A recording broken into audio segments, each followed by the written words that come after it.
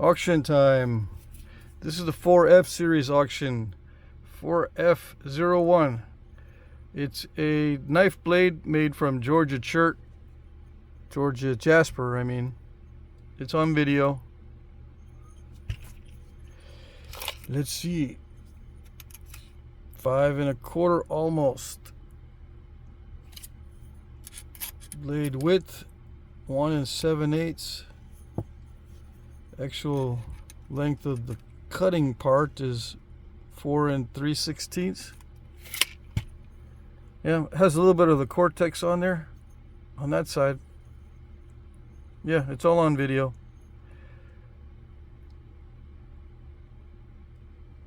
This side's duller than this side, or I should say this side is sharper and thinner than this side. The only place where it's dull is right around here in the hafting area. All right, okay. 4F02. This one is a Georgia Swirl Chert heat treat, and it's called Georgia Swirl because as nappers we like to nickname things. It's not the official name, it's just a variety of Flint River chert or coastal plains, I don't know. Anyway, heat treat 385 or 375, something like that. There was a patch of nasty stuff right in there. I got very lucky and took out a big step fracture. I can't remember if it was that flake or just whittling it down from above. But yeah, that was difficult to remove. After that, it was smooth sailing, so to speak. Okay. There's still some crackly areas. I mean, that one right there almost dove in too much, but that's all right.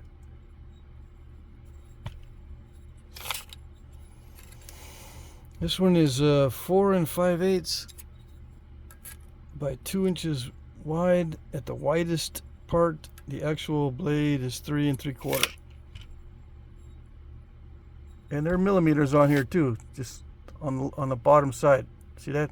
Top is inches, bottom is millimeters. Or centimeters, whichever way you want to look at it. Okay? Alright. 4F03. More Georgia chert. Yeah. Okay. More Georgia chert. Heat treat. Yeah, this is on video too. Alright, so I don't need to explain it. Okay. Well, let's see. Almost 3 7/8. 2 1/16 or 2 1/8 wide. This one can be a knife or an atlatl dart point, or even a pendant if you're into that heavy pendant thing. Is that heavy pendant thing an actual thing? I don't know. Let's see. How heavy is it? 560 grains, not grams, but grains. All right. I do like making these with the basil notches, not too deep because it's torture to get them really, really deep. Because you'll lose something. You'll lose part of the base or a barb easily. So, just gonna have to live with short little notches. Okay. I'm not gonna do any more of those deep notch, basil notch type of things. Okay. 4F04. Now these are AG points, reproductions, of course. This one's on video. Both of these are Georgia chert heat treats.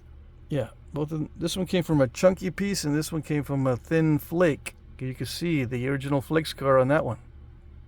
Thin flake. This one was a chunky piece, so totally opposite. I made this because I was practicing on the double notch. I think I'll probably do a double notch on video. The bottom is a little bit too narrow. I think. I'm not sure. But anyway, I think it's within range of the real ones.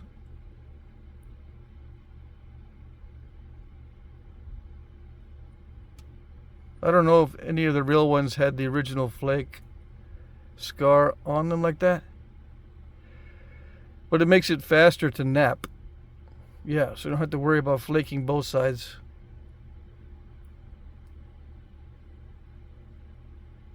Anyway, I like the translucency. Once you get down to these thin ones, it's nice and translucent.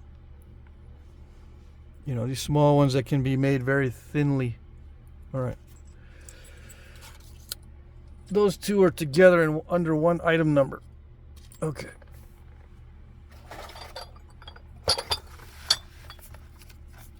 For F05 boxes, a box of bifaces. This one is Texas eBay Chert Heat Treat Primo. Yeah, I got it written down. I believe all of these are 385. 375 to 385. Let's see. I'll just write it. Degrees Fahrenheit. And I can't remember the setting, so I'm giving you a range. It's not an exact science. When I check my heat treat, I look at the temperature gauge. Sometimes it reads like 375, sometimes 385, or in between there somewhere. Okay.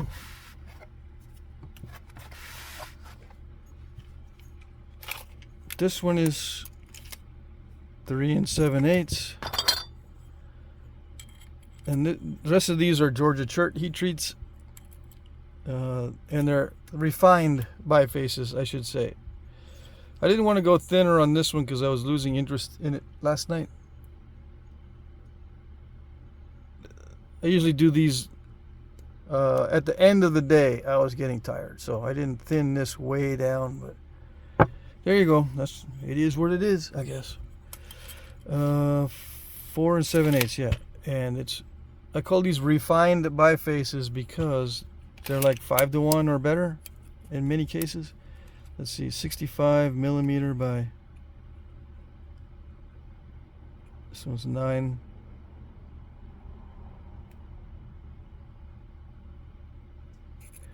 Eight or 9. So that's pretty good with the thickness ratio. Let's see, 65. If it was 63 and 9, it would be 7-to-1. Yeah, so it's about, I guess, 7-to-1. 4 inches,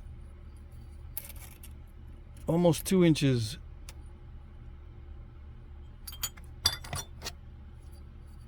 I showed this partially on video, but I finished knapping it off camera. I don't think any of these are on video. Almost 4 1/4 by 2 inches. And this one's thinned down pretty good. 4 3/4 by 2 3/8. This one's heat treated to 350 degrees Fahrenheit. I think maybe I got this chert already heat treated. Yeah. Nice stuff.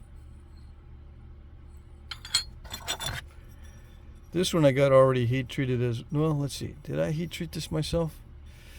Let me think now.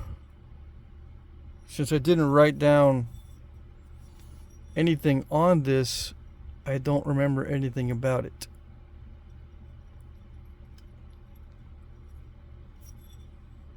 Let me think. I believe this is a heat treat. Yeah. What I do is I try to remember knapping it, and I can usually remember knapping it, and if I have any issues, it's usually because it's raw. I don't think I had any issues with this piece. Yeah, so I'm gonna label it as a heat treat. I don't know if it was already heat treated before it was sent to me or if I did it. That's the only thing I don't remember. I don't remember that clearly at all. Let's see, 5 7/8 by 3 3/8.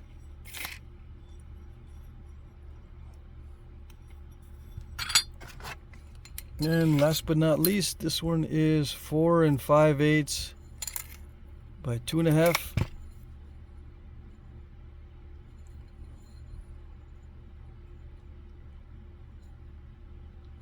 Yeah, sometimes I do want to make stuff out of these, and sometimes I don't.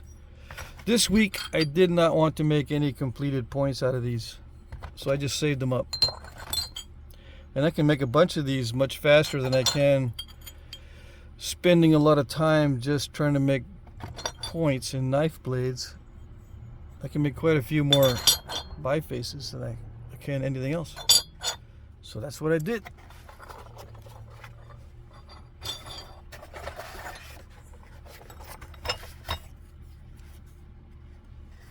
For F06, this is a box of broken bifaces. There's only one broke in here. Technically, this is the only broken one, because there's one in here that's cracked, and not fully broken, but cracked. This one was going to go into the bifaces box, but I snapped it, and it was totally unexpected. I wasn't even thinking, oh, this is probably going to snap it. No. It's a heat treat, and it was just probably way too thin right there. But it was a small flake that snapped it. It wasn't anything major. I think it was this one on this side. I just wanted to clear something off, I guess. Let's see. I think this is the little flake right there that snapped it. Right here. You can see the bulb of percussion. Maybe I hit inward too much, or I tried to scoop it out. It looks like it's scooped out a lot, right? So, that's it. Anyway, this one, some of these I don't want to deal with because of the chalkiness. Like this one here, I didn't want to lose all that width, so that's what I would do if I was knapping it myself. I'd take it way back and get rid of that. This is 5 3/8 by 3 1/8. This one was already pre-heat treated. This, I think Jeff wrote the 350 on here. Let me rewrite it. Yeah. Now, if you're worried about the marker staining the stone, you can take fingernail polish remover or acetone and remove the Sharpie ink. Okay, just in case you're wondering, acetone will take that off. It might still soak into some of the cracks and crevices, the ink does, but you can get like 99.9% of it off, just in case you're wondering.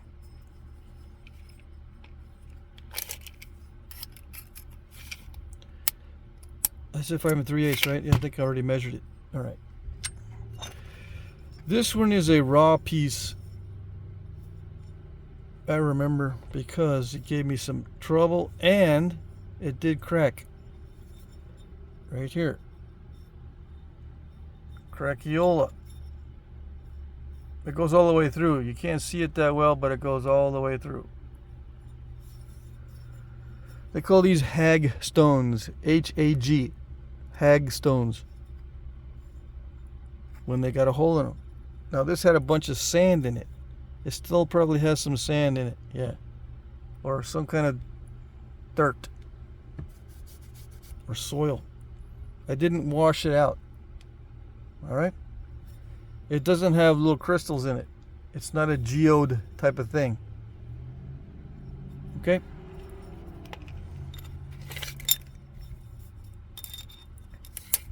Let's see, 7 1/4. Yeah. How wide is it?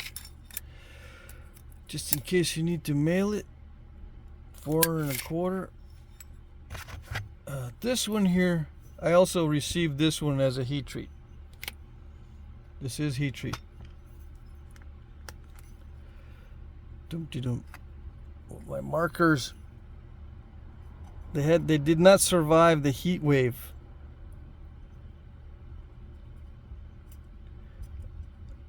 I got all kinds of dried up pens and markers. All right. This one I didn't want to mess with because as I was napping it, I saw that. I don't know if it goes all the way through, and I did not want to find out. And yeah, I stopped napping it just because of that. Yep. Normally, if I wanted to finish it, I would just hit this and knock it off right there where that is. Because this stuff will mess you up. Now, if you just want to make a tomahawk blade or something out of this, then there you go. I don't make tomahawks, so I don't use this kind of stuff. 7 and 15/16, almost 8. 3 and 3/8. Yeah. What about a tech paddle blade? Yeah, I could have made a tech paddle blade out of this and kept this kind of thick down here. I could have, but I didn't. All right.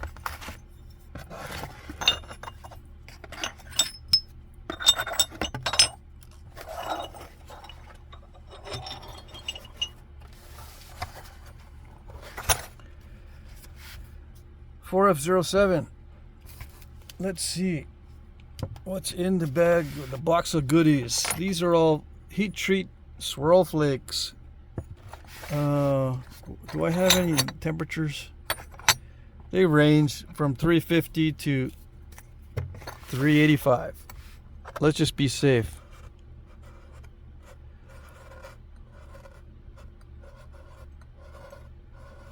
There might be a couple in here or some in here that are pre-heat treated before Jeff sent them to me, and he heats them to 350.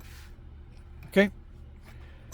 But I heat them to 385 at the most. I don't go higher than that on my heat treat. Now this one's got some interesting colors in it.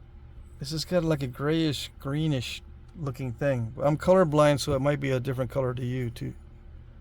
As you know, it might be a different color to you. But it's kind of a grayish, greenish type of deal there.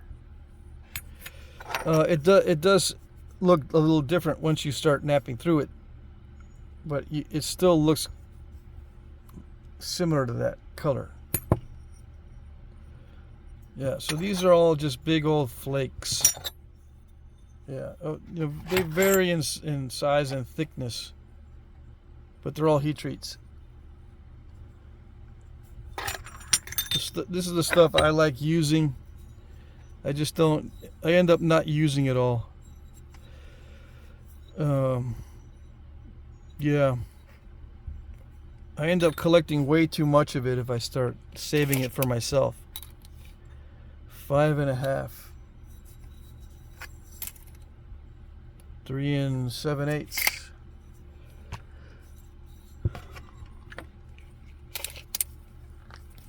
It's a big chunk. 4 3/4 by, I don't know, 3 7/8. It has a little hole right there. It's a little hole. It's not that big a deal. Yeah, 350. There you go. But these are, yeah, these are nice. Why I put them in here, I don't know. I kind of don't want to part with these, but like I said, if I save up too much of this stuff, I end up with piles of it, and it just sits there for decades. Well, maybe not decades. I exaggerate. It just sits there forever. So it's better that I offer it to you guys so you can use it. It's meant to be used and napped. Let's put it that way. Okay.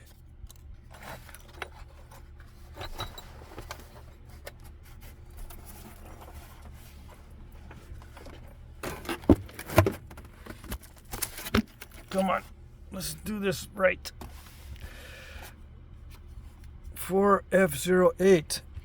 This is a box of chunky heat treat Georgia stuff. 14-pound minimum. See, 8 by 5 by 10 box. This fits in a medium flat rate. This box fits in a medium flat rate box with a little bit to spare, like a 1/4 inch around the edges. Heat treat 350 to 385. Sorry about the glare. My lenses are cracked on my phone camera. All right. So yeah, there's just various pieces of various sizes. This is the most wonky piece. Okay, so this is not representative of all the pieces in here. Most of them are kind of like this.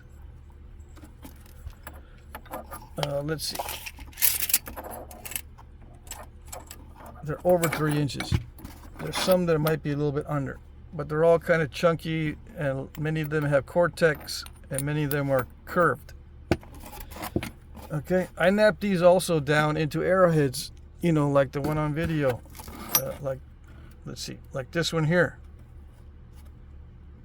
I do like starting with these, and I nap these little arrowheads out of them, but I got a lot. I've already got a lot.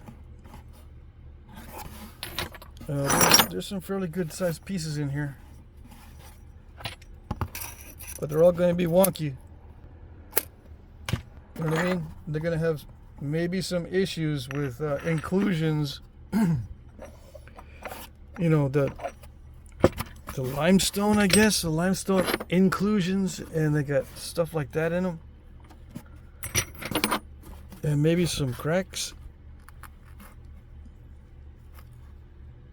Yeah, inclusions and stuff. That's an inclusion. I don't know what that is. This one's clear though. It's just wonky.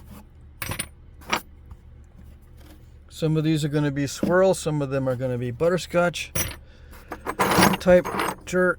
Some of these are going to be partially worked, and some of them are just going to be regular flakes, one-shot deal flakes. This one I worked down a bit just to see what the consistency was. This is kind of rough, this lighter color stuff. It's not that easy to nap, although it is a heat treat, so it's going to be easier than the raw version. Yeah, so this is, I hope you're getting the idea.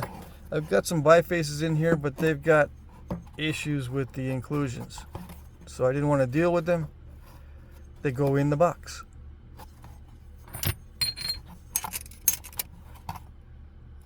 $5 3/4. I think there's 2 of those, 2 or 3 of those biface type things in here. Yeah, with issues, inclusions like that. See that? Challenging stuff. Now, this kind of thing is good for both advanced and beginners for different reasons. Advanced guys can make some pretty good points out of this by working around the defects, and new guys can work this and not feel guilty about ruining some really good stuff. Yep. You won't feel guilty about ruining it if you ruin this stuff, because it's all kind of wonky and chunky. Box of chunkers. Yeah. All right.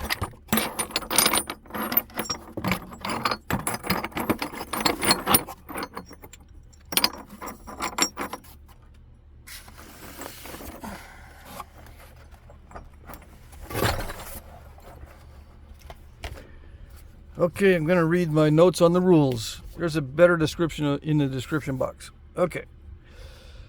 Bid in the comment section under one of my pre-populated comments. This means that you will be replying to one or more of my comments that I put in there before the auction starts. My pre-populated comments will contain the item number, a timestamp where the item appears in the video, and a short description. I will like your comment if I see it. Sometimes comments are not always visible. It may take me a while to like your comment, but as the time approaches the end of the auction, I will check more frequently. Try not to bid at the last minute. I'm using YouTube's time tracker and it's not always accurate. It can be up to 2 minutes off. Please be aware of this. Shipping is free in the US. International shipping is discounted but not free. I will add the following amounts, depending on where you are. Okay, I always use the post office, and I use first class or priority. Here are the rates. Okay, now, sometimes I don't charge, well, I just sent something to Australia, and it didn't cost that much for a first class rate. First class package, they call it ground now. Anyway, I only charged them $10 because it was only $20 total. But sometimes this first class can be up to $30, depending on where you are and what country you're in. Okay. But yeah, if it's not that much, I won't charge you this much. Okay, so just be aware. I will add some to it, but I might not add that much, and sometimes I'll add more, depending on where you are. Australia seems to be okay, at least in the populated areas, so it might not be this much. Anyway, international rates often change. I might need to charge more than this. Yeah, I already said that. I will provide tracking numbers. I accept PayPal, Venmo, Cash App, check or money orders, and I can also send you by email an invoice, an electronic invoice that you can pay with a card. Winners will be announced starting at 9:01 p.m. Eastern Time, but pay attention to your time zone because it ends at different times depending on your time zone. It ends at 8 p.m. Central or 7 Mountain or 6 Pacific. Okay? It ends at 9 p.m. only for the Eastern Time, guys. Did I put Easter Time, didn't I? It's Easter Time. Okay. 8 Central, 7 Mountain, 6 Pacific. You get the idea. I will reply to your winning bids with sold, thank you, item number, blah, blah, blah, blah. Please email me your information. Yeah, if you don't email me your information, I don't know where to send it if you've never done business with me before. I need you to send this information to me if you win. Yeah, I don't automatically have it. And there's no way for me to remind you other than in the comment section that you've won. So pay attention to the comment section, please. Okay? There's no PMs in YouTube, private messages, anymore. So don't even try. Okay? All right.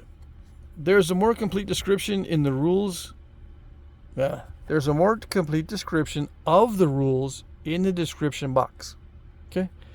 If you have questions, please email me, yada, yada, yada. Please look at my previous auctions to see how they work. If you are not able to reply or comment, you will not be able to bid. If you don't know how to reply or comment, please practice on another one of my videos. I will work with you via email if you are having issues with comments or replies. Okay? So yeah, sometimes people have issues with the comments and replies, which is perfectly understandable. But yeah, just get the hang of replying and commenting and stuff with another video or whatever before you start bidding, because then you'll, if you're bidding in weird areas in the auction, I might not see your bid in a weird spot. Okay? All right.